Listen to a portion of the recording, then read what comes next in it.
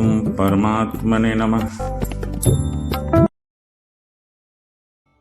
यह शक्ति पूजा का समय है और शक्ति और नारी शक्ति को दोनों एक ही रूप में देखा जाता है।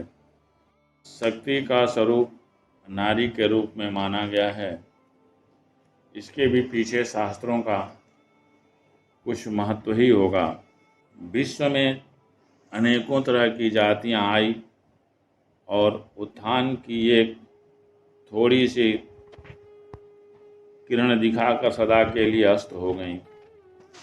आज उनका अस्तित्व केवल इतिहास के पन्नों में ही रह गया है, परंतु आर्य जाति का महामहिम गौरव, इसकी अमर संस्कृति और लोक मंगल विधायक पावन चरित्र मानव जाति के आदर्श को एक उज्जवल रास्ते पर चलाने वाला है। मानवता का जो अंतिम लक्ष्य है, उसको ऋषियों ने आत्मदर्शन के शोध के द्वारा जितनी सुंदरता और सरलता से समझा, उसे अन्य देशवासियों अथवा अन्य धर्म के अवलंबियों के लिए समझ सकना असंभव ही है। संसार की अन्य जातियां इस भौतिक वैभव के क्षणिक प्रलोभन में ही उलझ गईं, परंतु भारत के महर्षियों ने संसार के उस पार को समझा ही नहीं, उसे देखा भी। गौरव प्राप्ति की भूख अनेक देश के लोगों के अंदर थी, अनेक जातियों में थी।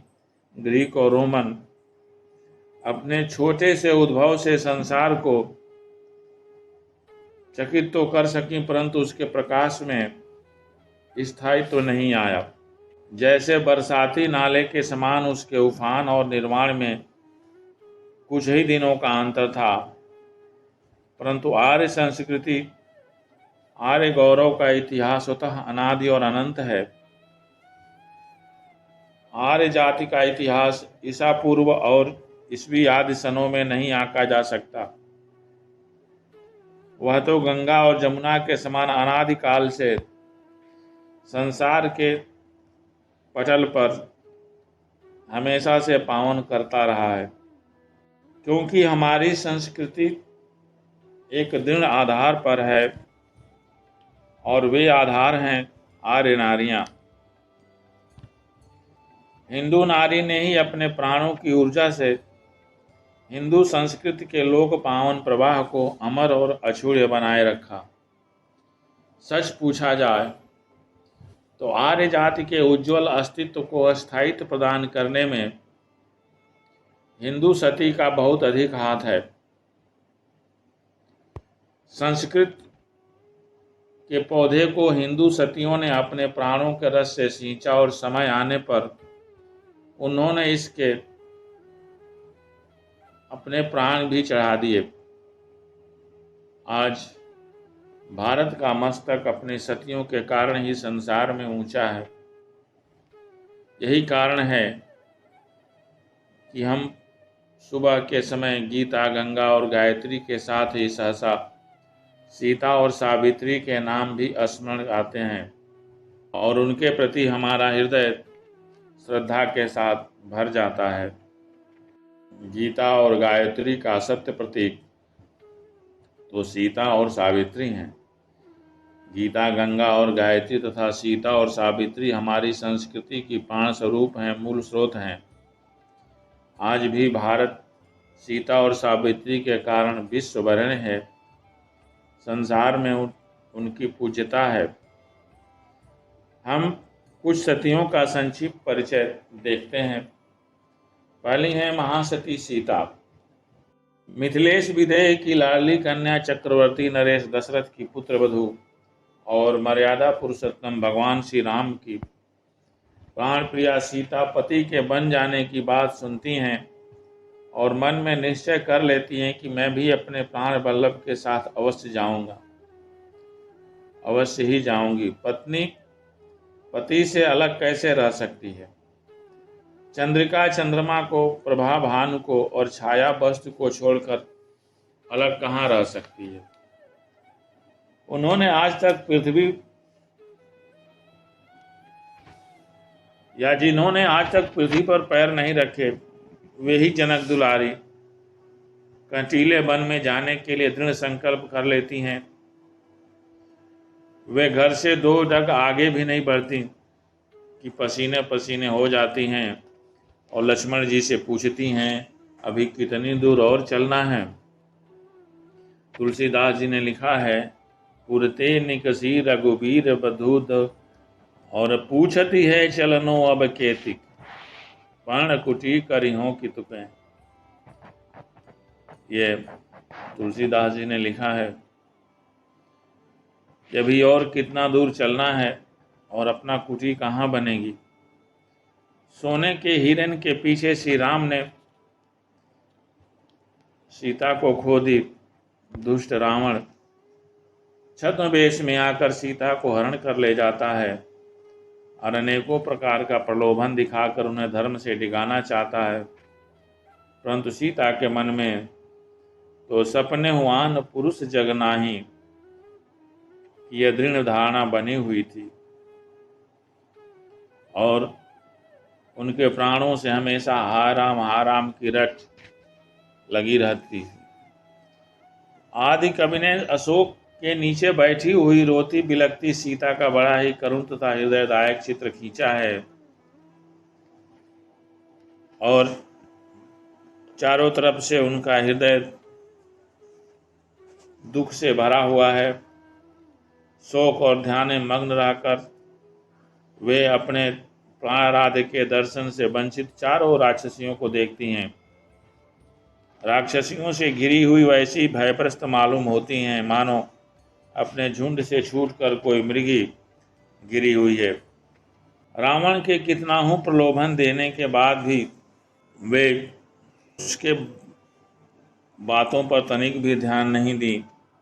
सीता ने जिस निर्भीकता से रावण को उत्तर दिया, वह सर्वथा सीता जैसा पतिव्रता के ही अनुकूल था। मुझे तेरे ऐश्वर्य या धन के लोभ से बस में नहीं कर सकते। मैं श्री रामचंद्र से उसी प्रकार अलग नहीं हो सकती जिस प्रकार सूर्य की प्रभा सूर्य से।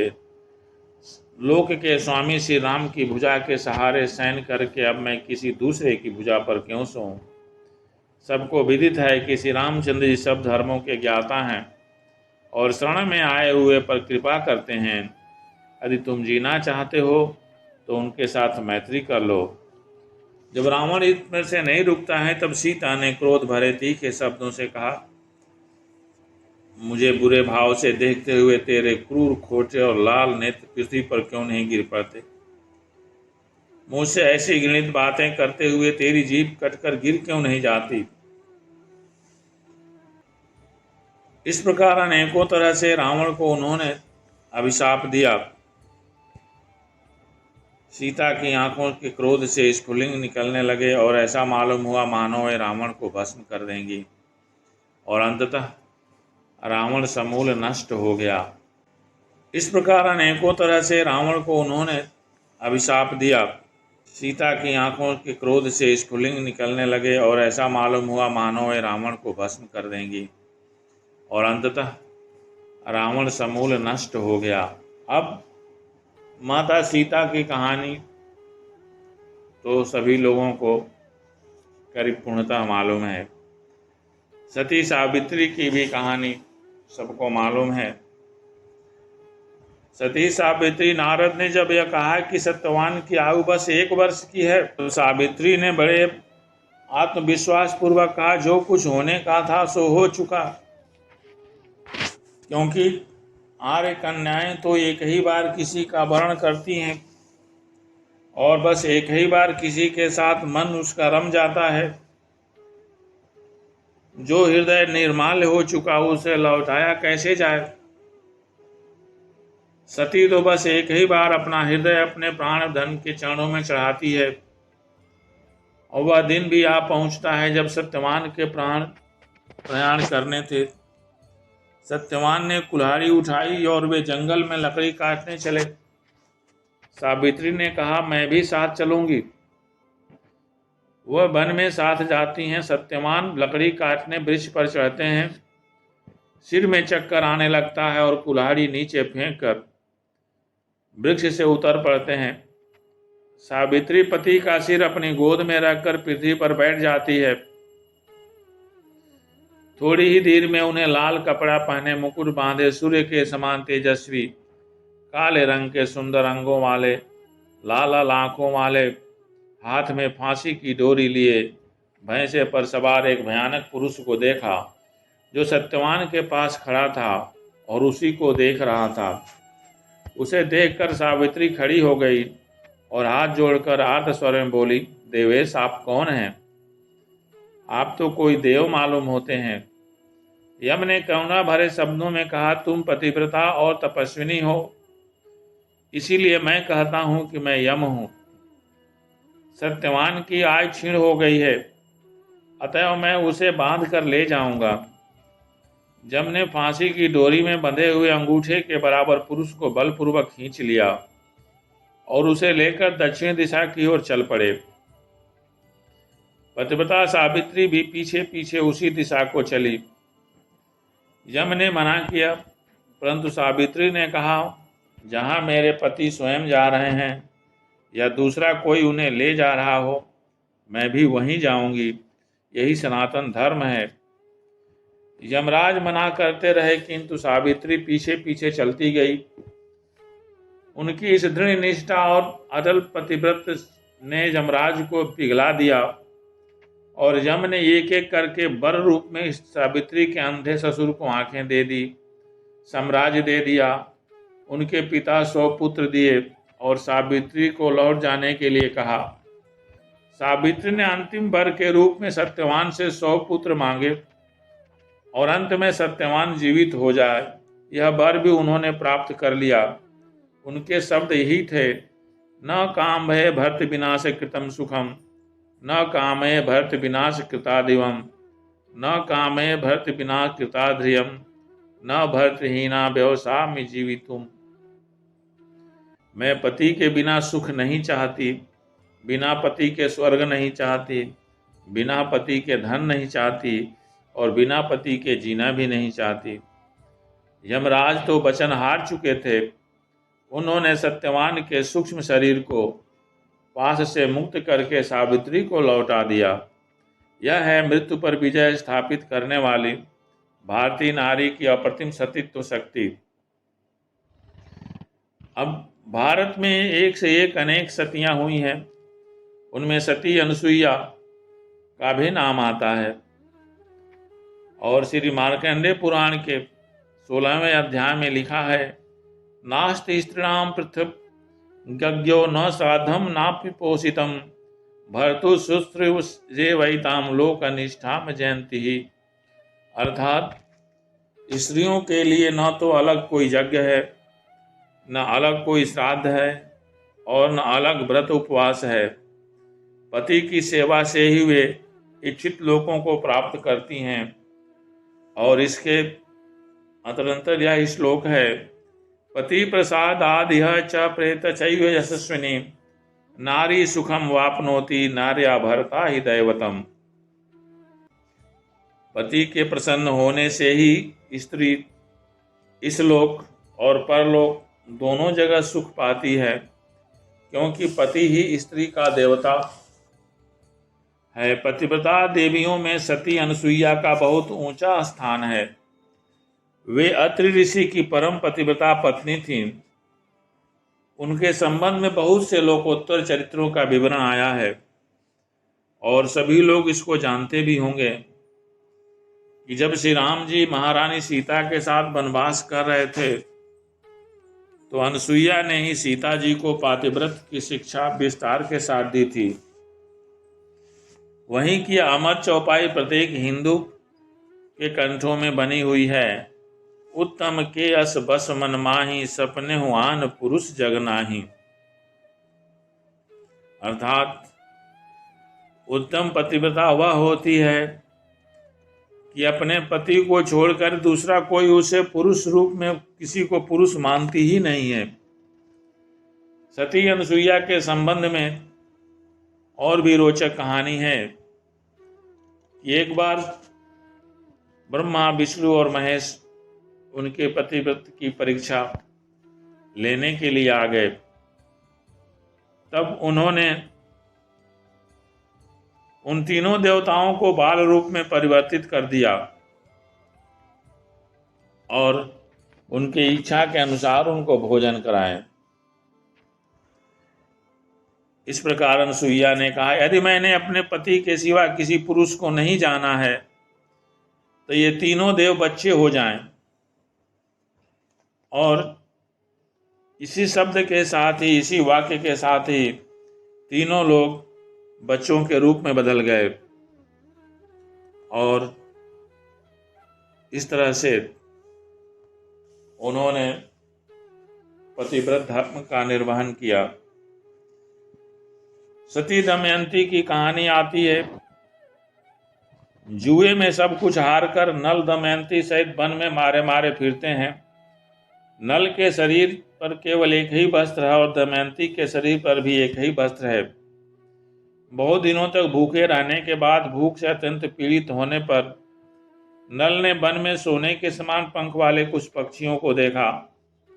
उन्हें पकड़ने के लिए उनके पास जो एक वस्त्र था उसे फेंका और दुर्भाग्य से वस्त्र को लेकर वे पक्षी आकाश में उड़ गए। दमयंती थकान से चूर जमीन पर सो रही है।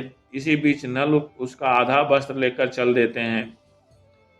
पति को समीप न पाकर दमयंती पागल सी बनी इधर उधर ढूंढ रहती है। एक भारी अजगर उसे काटने के लिए दौड़ता है। इसी बीच एक व्याध आता है और तेज बाण से उस सर्प के मुख को काट देता है। परंतु दमयंती के रूप लावण्य पर मुग्ध होकर उससे प्रेम की भीख मांगता है। पति और राज्य से वंचित दमयंती दुष्ट के भाव को समझकर क्रोध में भर जाती है और बड़े तीखे स्वरों में पुकार कर कहती है, यद्यहं नैषधादत्यं मनसापि न चिंतेत तथायं पततां क्षुद्रो गतासु मृग जीवनः। यदि मेरे मन में नल के सिवा किसी अन्य का ध्यान न आता हो तो यह नीच व्याध प्राण रहित होकर यहीं गिर पड़े। और इतना कहते ही वह व्याध अग्नि से जले हुए पेड़ की तरह पृथ्वी पर निर्जीव होकर गिर पड़ा। इस प्रकार सतियों में इस तरह का सतीत्व रहता था।